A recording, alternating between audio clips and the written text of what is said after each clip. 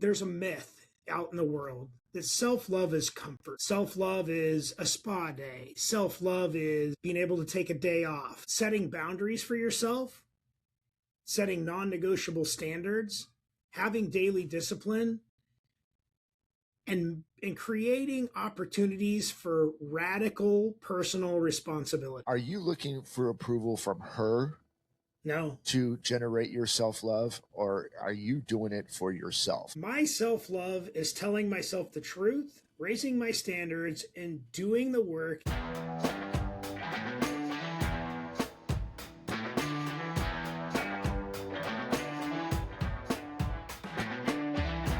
All right.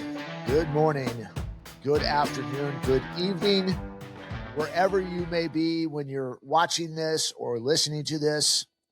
If this is your first time here, you have just found the best podcast that you've never seen or heard before. We are Old Guys Still Rock, better known as OGSR. We're in episode number 136 today.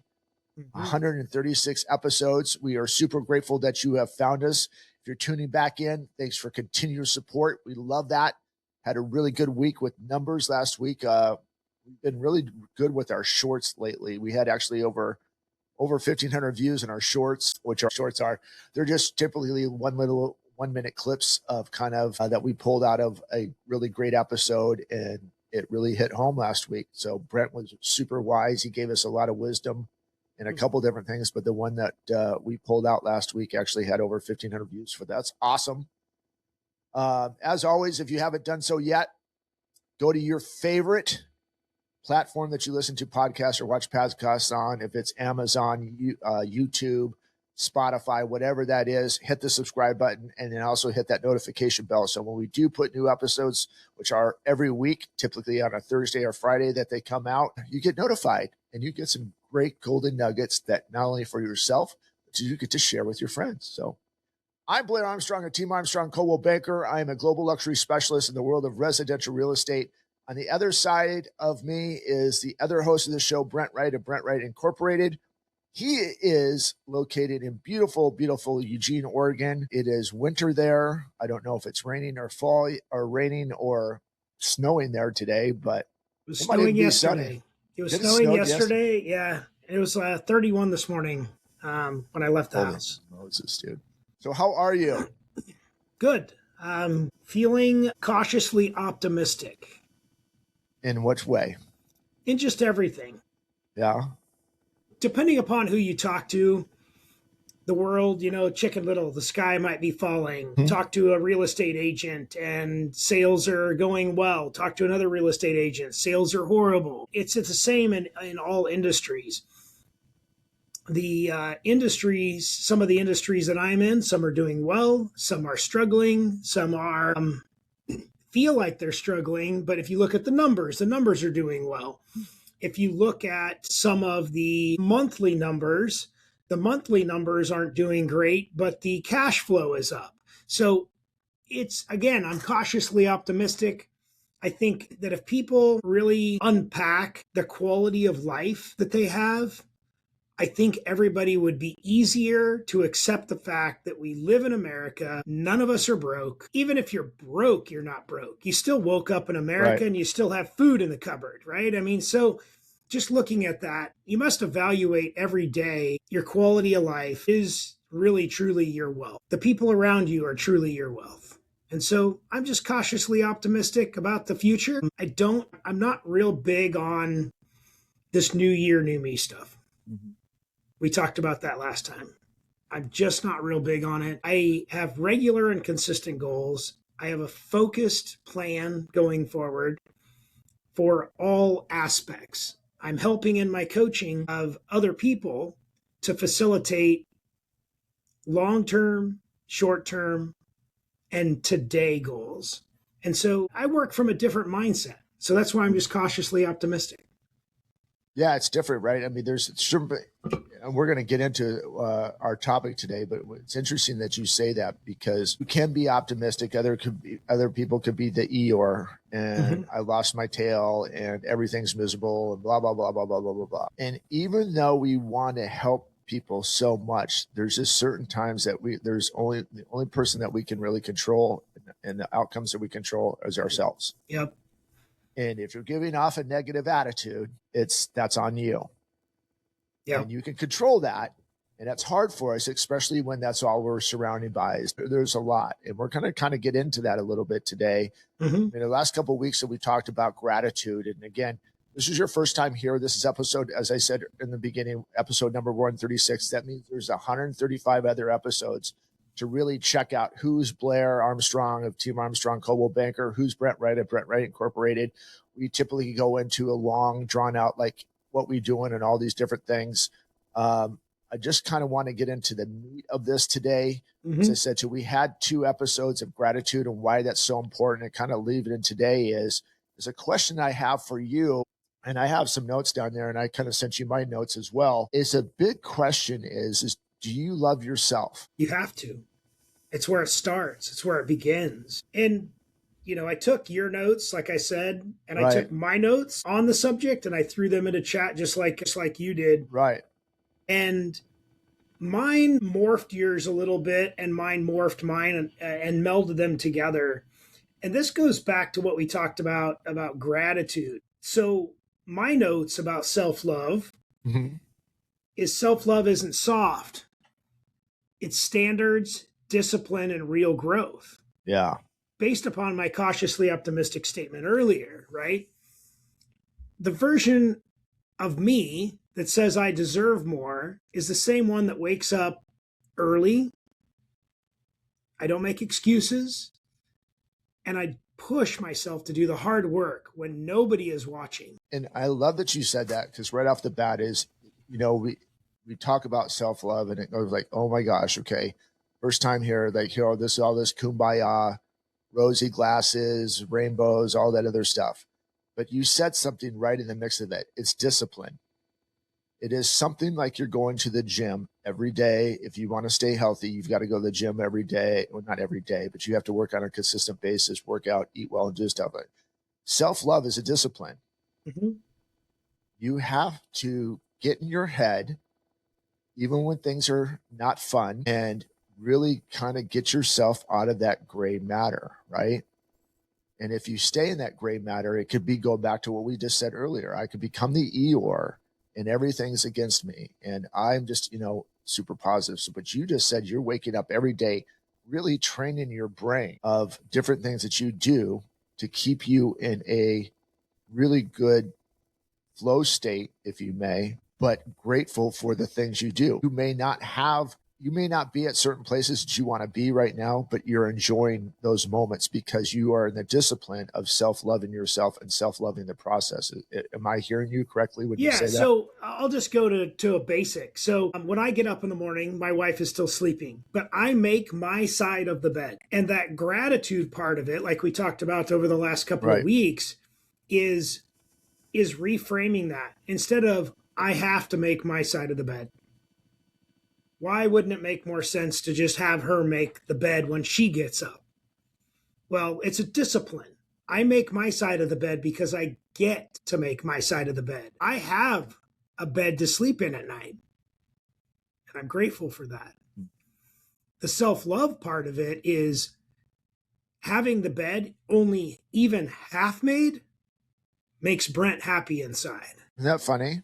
It makes me happy. Right. I see that I did something in the first minutes of being able to wake up. I got to wake up and I got to sleep in a bed last night where a lot of people don't, and I got to make half of it. I received 3 blessings in the first moments of me just waking up. And it goes back to, there's a myth out in the world that self-love is comfort. Self-love is a spa day. Self-love is being able to take a day off. Self-love is checking out and Netflix and chill, or whatever you want to call it. It's not.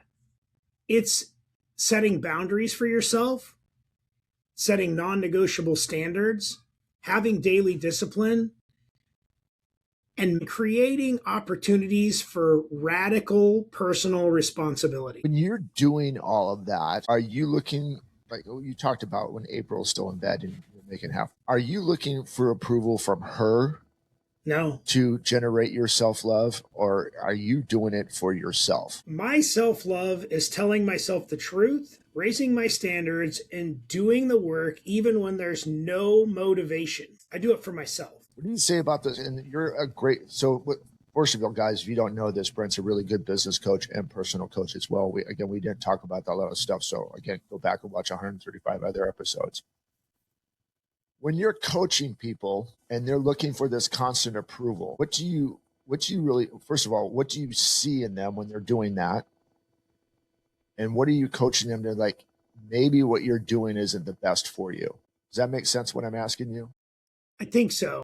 I'm looking to please everybody. I guess what I'm saying is, do you see people when you're coaching that they're looking to please everybody else instead of pleasing themselves? Well, first off, most entrepreneurs are borderline narcissists.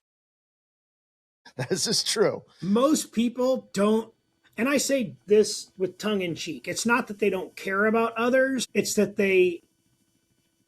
there's something that's driving them. Okay.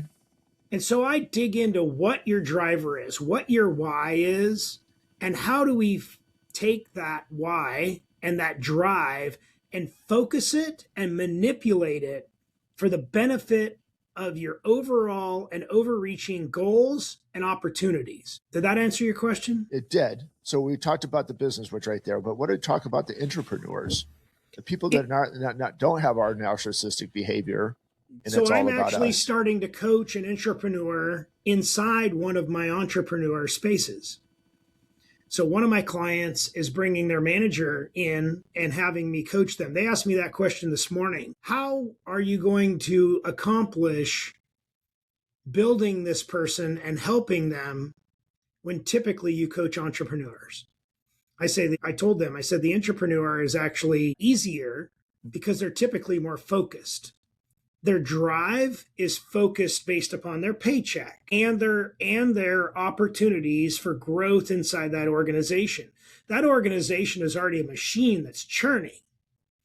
And so all we're doing is plugging that person in as a spoke in the wheel and then helping them to achieve the overreaching goal of the organization, all the while making sure that the organization has big attainable goals, but big, and that theirs fits inside of it.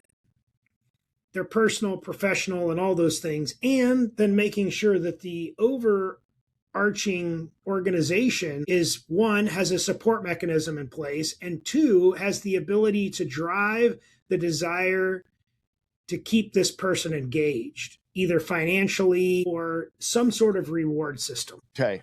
I'm trying to peel back the onion here, and I'm liking what you're saying, but I'm going to peel back. I'm going to go through a little bit deeper question there. And as a great coach in this, and the people that I've dealt with, and so maybe I'm asking you a question that I can answer myself, but don't you find that entrepreneurs are doing a lot to please the entrepreneur? And maybe I'm going back to my question earlier is, if you're trying to please somebody else, I mean, you're doing everything to kind of get this approval, right? I'm an entrepreneur. I want to do really good for my boss, so he recognizes me, so on and so forth.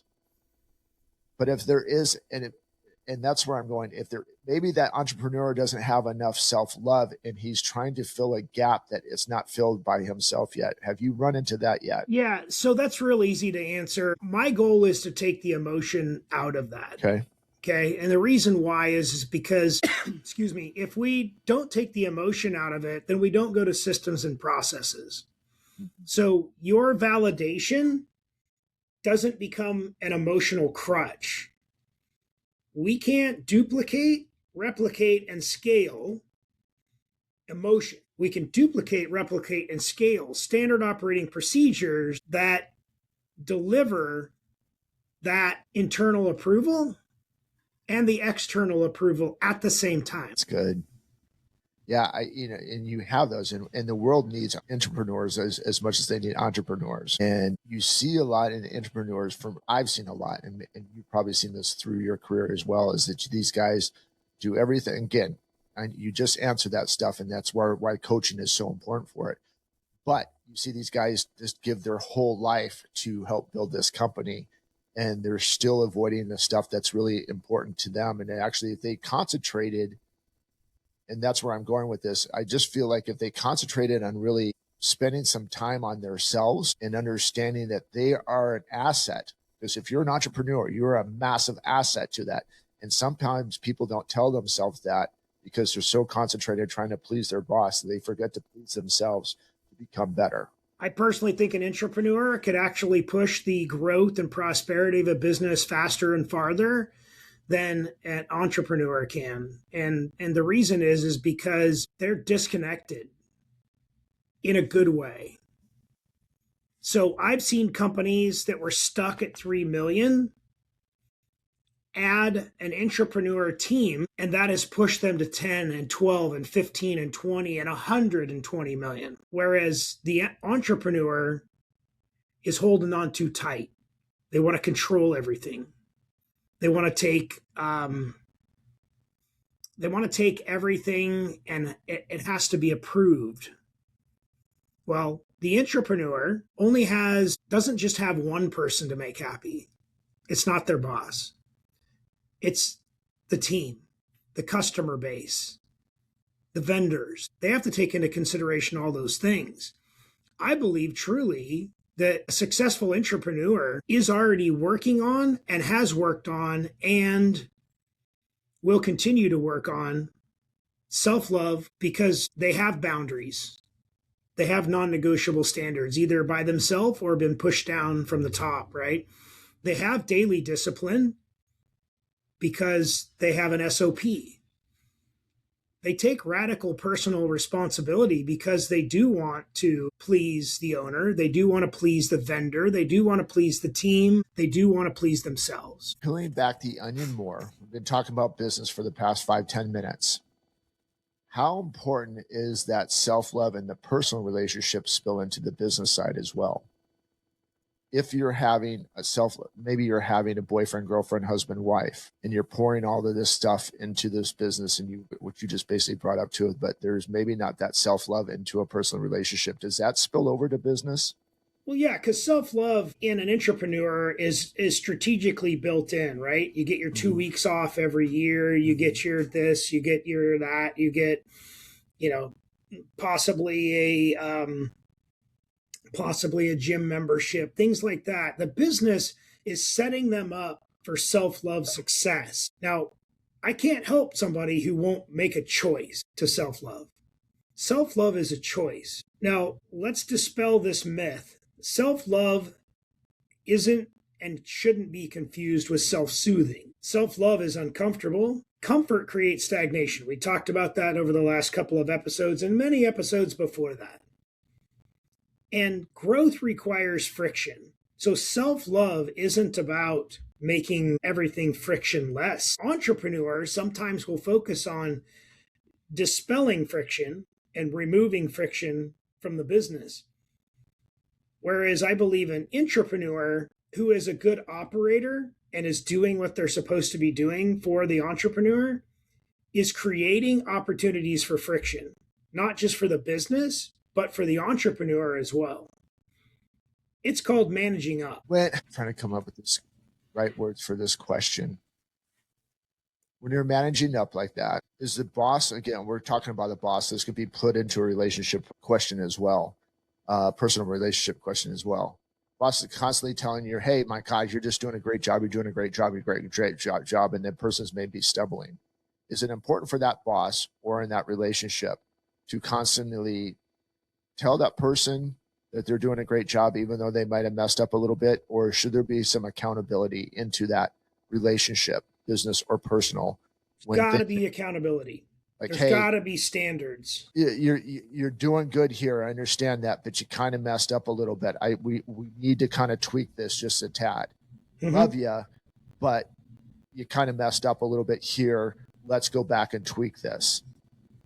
Because sometimes, again, even entrepreneurs, I don't want any resistance. I have enough resistance in my brain. The least path, I'll just pick up the pieces instead of correcting it, right? I mean, we talk about this in the past too.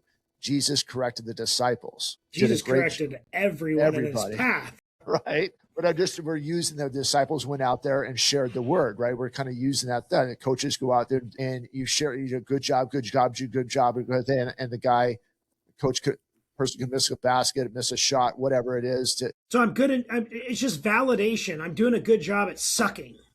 Yeah. And there's no personal validation there.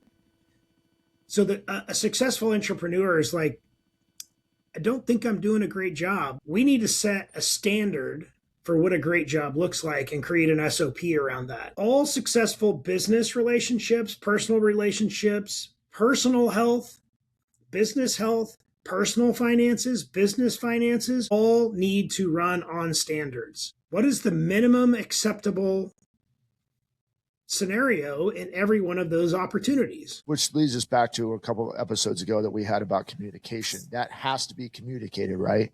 Mm-hmm. And if it gets too far in a constant communication, which I'm learning about, by the way, is, I mean, you've helped me. I think that we've helped a lot of other people on this, but communicating and really getting your thoughts out and just like, never mind, I'll just do it myself, or I'm not going to, this is going to cause a fight or an argument or whatever.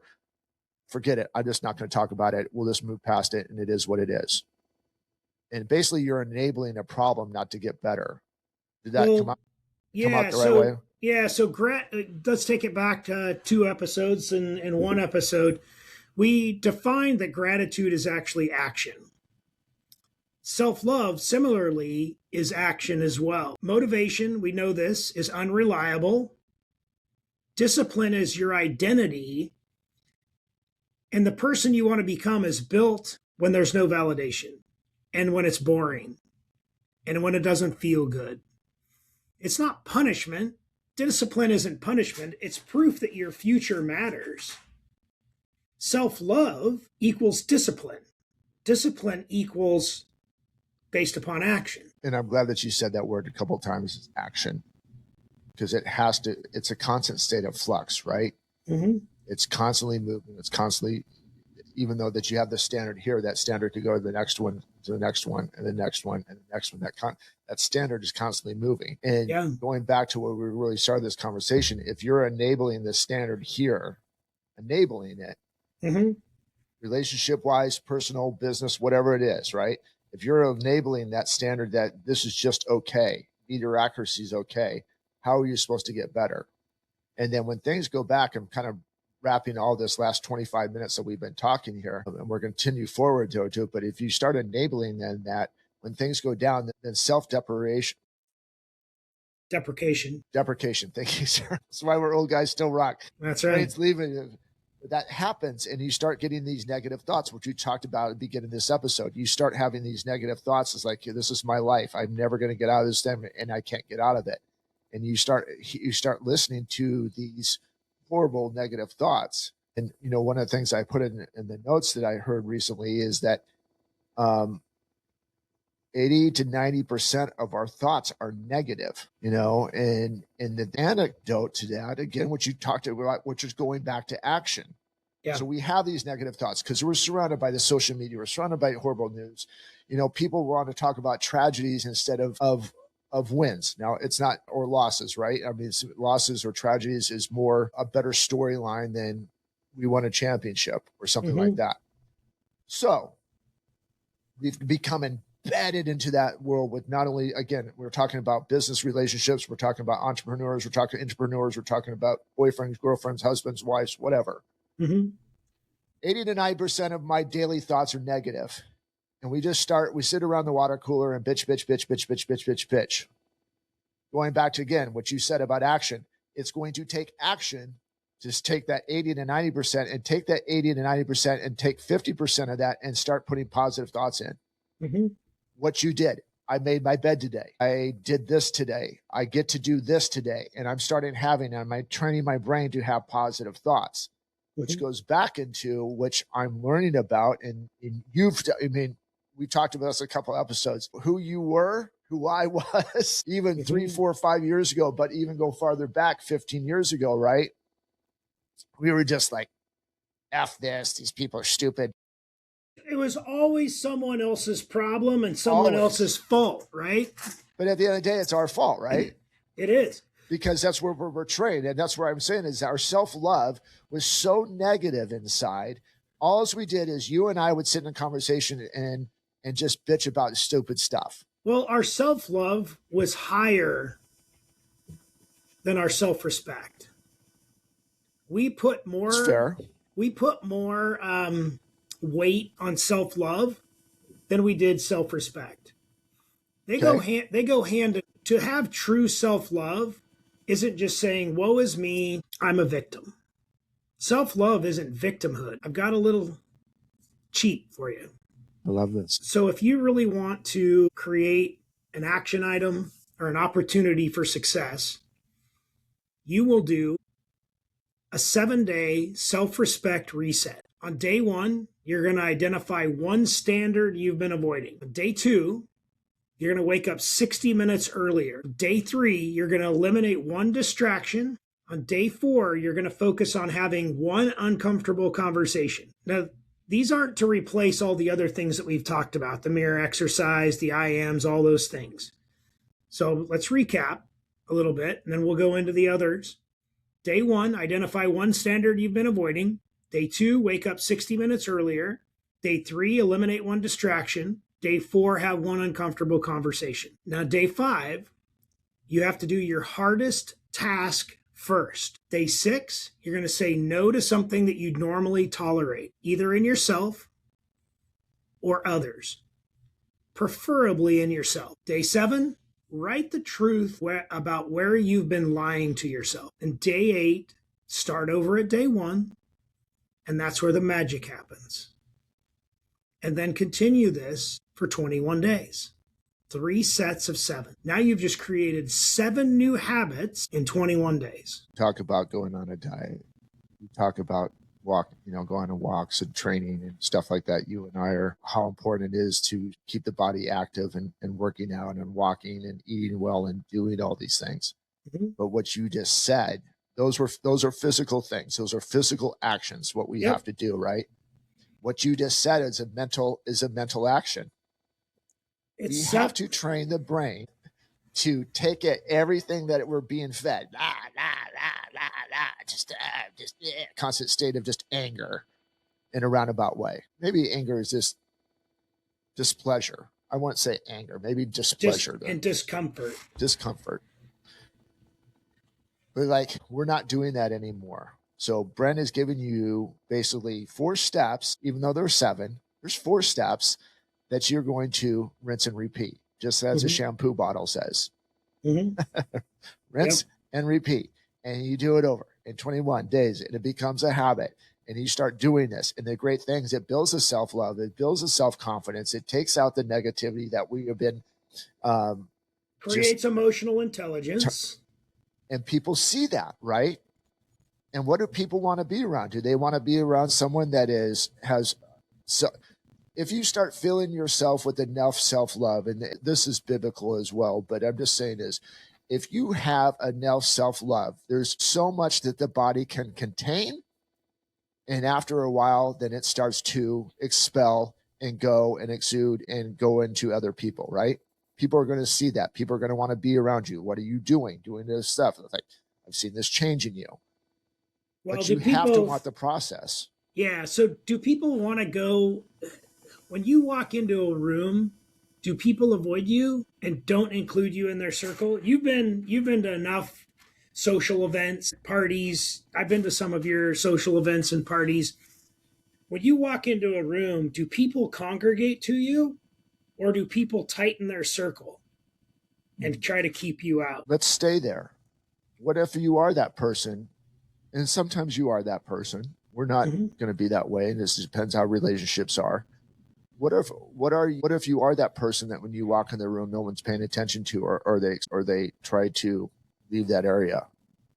Whose responsibility is that? Yours. But if those people don't want to be around me, it's their problem, right? Whatever. No. They're missing out. Yeah, I would say yes, they are missing out, probably. Truly, you're missing out is the problem. Right. You've created this vibe, this energy about yourself that nobody wants to be around. Is it because you're a mirror? Maybe. Is it because your mirror is showing them faults in themselves, or is it showing your cracks instead of theirs? And there'll be people that watch this or listen to this and like, well, that's their loss and not want to work on themselves. So just if you're saying that to yourself, because there's some things that are triggered in my brain right now that I've kind of been in that situation in the past. It sucks. It doesn't feel good. It leads to self-deprecation, as we talked about a little bit ago. And you start doubting yourself. What am I, it's like, God, why doesn't anybody be around me? And you start the negative talk. So I'm hoping that what Brent just said and what we brought up on this one is that you do the self-evaluation. Basically, it's really going back to what Brent's steps were on this, is kind of doing those 4 steps. So before we get too far in this, read those off again. So we have those in this segment. And then I want to say something else besides that. Day 1, identify one standard you've been avoiding. Day 2, wake up 60 minutes earlier. Day 3, eliminate one distraction. Thank you, sweetie. Love that coffee. Tea. And my Arate cup. Are we back? Okay. Nope, just providing excellence every day, my friend. All right, let's start over. Here we go. 7-day self-respect reset. Identify one standard you've been avoiding. 2, wake up 60 minutes earlier. 3, eliminate one distraction. 4, have one uncomfortable conversation. 5, do your hardest task of the day first. 6, say no to something you'd normally tolerate. 7, write the truth about where you've been lying to yourself. Write it down. That's what I want to go to, because people will do these steps and without writing them down and having it put it back into a conscience thought. It's like walking into the gym and looking at the weights and walking out and say you worked out. So writing it down is going to go ahead and embed this into your brain, embed this into your soul, embed into your being, however you want to put it. Are you a write on the mirror person, or does your wife let you do that? I'm a write in a journal every morning. It's one of my first things I do. I would suggest writing it on a mirror in your bathroom, that it's the first thing that you see. Okay. We encourage our kids. My wife does this. I do this. We write on the mirror all the time. It cleans every week. You can rewrite it, not rewrite it, whatever it is. But to have it, boom, right in front of your face on a regular and consistent basis. If you're doing your standards, your self-love, brushing your teeth twice a day, combing your hair, checking your appearance, trimming your beard, whatever that is, it's usually done in front of the mirror. The opportunity for you to see that is exponential over the course of 3 days, 5 days, whenever you clean the mirror off, right? So if you write it down about where you've been lying to myself, I've been lying to myself about this, the opportunity for repair in here and in here is a lot larger. But Brent, this is all this kumbaya stuff. It really doesn't work. Do it for 7 days. Let's measure it. Then you can tell me it didn't work. If you truly give yourself the opportunity to create the effort and then measure it, it might be kumbaya. But what if it's not? What if it just happens to move the needle for you personally and professionally? What if it just happens to make your relationships better with your family? What happens if it just your wife or your husband seeing you do this changes the interpersonal dynamic just a little bit? What if? Are you not willing to invest in yourself? You're willing to invest in the stock market. You're willing to invest in gold and silver and platinum, copper, pick something. You're willing to invest in your business. You're willing to invest in an employee. Are you not willing to give yourself 7 minutes for 21 days? Going back to and to continue to put this in the package. It's, do you love yourself enough to make the adjustments that need to happen? And every single one of us has to make adjustments. Yeah. There's only one perfect person in this whole thing that we call the universe. That's it. It's one. And we're in a constant state of, as what we said in the beginning of this episode, is that we're in a constant state of flux. You could be in a constant state of negative flux, or you can start working and taking action, what Brent is saying, with the steps that he's been giving you, writing stuff in the mirror. I mean, we could go 135 episodes. You could take little bits and pieces of 135 episodes, which are leading into today. That's why we have an amazing podcast, because we're giving anecdotes to everything that you're getting viruses from. Social media, people in your office, your relationships and stuff like this. But it's all coming back to what we talked about. It's all coming back to you. What are you doing to get better? What is your standard? What is your belief in yourself? What is your self-love in yourself? I'll be honest. Sometimes my self-love sucks, dude. Yeah. I will kick my booty from east to west, north to south. God, I suck at this. It's like, geez, man. I'm looking at other people. Oh my God, I just suck. What is that doing? All that's doing is it's expelling to you. Like, if I have a conversation, if I call you up and I'm having a bad day, which we've had plenty of conversations for almost 30 years. I call you hundreds, and just burning this mother trucker down, and it continues into the next day, into the next day, into the next day, into the next day, and then it spills into your relationships, and then it spills your friendships. Then you go back to what you said earlier. I walk into a room. Where is everybody? Well, they're all there, but they're sure as shit not standing around you, because they've heard it for too much. We're out. Well, you've got this, like you just stepped in dog poo on your shoes. Nobody wants to stand around you and smell it, right? Right. And it's tough, and I get it. We live in, especially, Brent said this really good. We're entrepreneurs. We're a narcissistic behavior. We want to be better every day. And when you go into 2, 3, 4, 5, maybe 15 losses in a row, you're starting down. What did I do wrong? What am I doing? And I can't get out of this. And so if that's the case, we hope that you come back and watch this episode. We hope that you come back and watch 135 episodes. We hope, honest to God, regardless if you believe it or not, I hope that you pick up a Bible and find out that your life is just like everybody else's for centuries and centuries. It's just a book with really good stories. The same fight. We all, or find something, call us. We want to be a resource for you. Self-love is important, and here's why. The main crux of self-love is, this might be my final thought here. I'm going to wrap up as well, but self-love is not soft. We've defined it by action. We've defined it by 7 simple steps. It's really the courage to become who you said you were going to be, even when no one is clapping, including yourself. You must learn to clap for yourself. There's a lot more to this, and we can go deeper. We can go Joe Rogan-ish on this. I think we're going to pick up some stuff on the other side that I want to touch on too. But what you just said there was really good.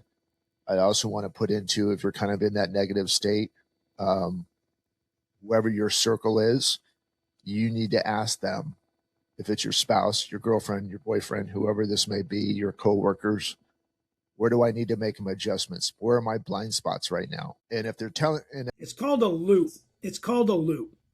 But if they're telling you that you don't have any issues, you need to find it. You need to find a new circle, because that's going to destroy your self-love. If you have a friend that you see stuff there to it, part of your self-love is you need to call them on that too. Because if they're not going to get better, you're not going to get better. Well, self-love isn't constant validation of yourself or by others, right? And so if everybody's telling you that everything's good and you're doing all things perfect, you're probably not. Yeah. Those are the people that you won't see very long after that. If you're getting constant negative feedback and you're not evaluating yourself and making adjustments, doing the 7-piece exercise, doing the little things that we've talked about, all the little golden nuggets that we've dropped in 135 episodes, I can tell you that if you just did one of the golden nuggets that we've given you, just one, and then you come back and tell me, I did it, and it didn't change my life, I want to have that talk with you. Yeah. I want to have that talk. And it's more than once. Oh, yeah. Bodybuilders do not get their muscles in one day. And I know Ben using working out for that, but it's a really good visual. Professional athletes, professional business people did not become really, really good overnight. It's a constant training yourself, and then the bad starts to disappear a little bit more. And that's going to say it's going to go away completely, but you'll know how to handle it better. You'll know how to help people out of it better. So constantly train yourself. And the biggest, is, Brent said too, and we've said this a lot as well, is where are you struggling? And you have it, if you've tried what we've been giving you little golden nuggets for and they're not working, how many times did you do it? And tell us why it didn't work. That's self-love. I'm going to come to somebody and I'm like, hey, I did this, this, and this, and this. It's not working. What am I missing? Right. I want to be better. I want to help other people, but I can't help other people if I'm not helping myself first. If I'm not truly loving myself enough to become better, how am I supposed to help others? One of my coaches says this all the time. He says it in regards to physical strength and like becoming a bodybuilder, that type of a thing in that context, right? But it can be applied in all context of life. But if all it took was a shot to fix your problem, I'd have people lined up at the door to get shot in the ass. But there's nobody lined up at the door because nobody wants to take the time to line up at the door because they're afraid that it's going to take more than that one shot to fix them. That's your final thought? Yeah, self-love isn't about being afraid. Yeah. It's not about being afraid. Remember, it's the courage to become who you said you were going to be, even when no one else is clapping. That's my final thought. All right, guys. We're going to, as we've heard from a lot of people that follow us, is feel like we've scratched the surface a lot. The last couple of weeks have become deeper and deeper, and we've actually kind of split stuff up in two-part series just because we can go on, and we don't want to go too long because we lose focus on this. So I'm definitely going to pick this up maybe in a kind of a different type of context, but really concentrate on what Brent said this week. Write that stuff on it. I'm going to go out and buy like a little, basically like a window pen, right? Is that what you're writing with, like a paint pen or something like that? Yeah. We just use the little dry erase markers. Yeah. Dry erase markers. Perfect. You're right in a mirror. Put that on there. It's 21 days of your life. If you're not feeling that people love you or you're having a hard time feeling that stuff, reach out to us. We want to be that resource for you. We want to help you. Do not do this by yourself. And if we're not the people, find a group of people that will do this. This world, human beings were not meant to be by themselves all the time.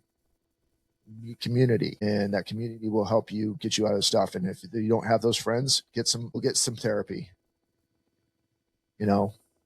Put yourself in an uncomfortable situation and go to a new group of people who might help you evaluate where it is that you've gone, where it is that you're going, and where you want to go.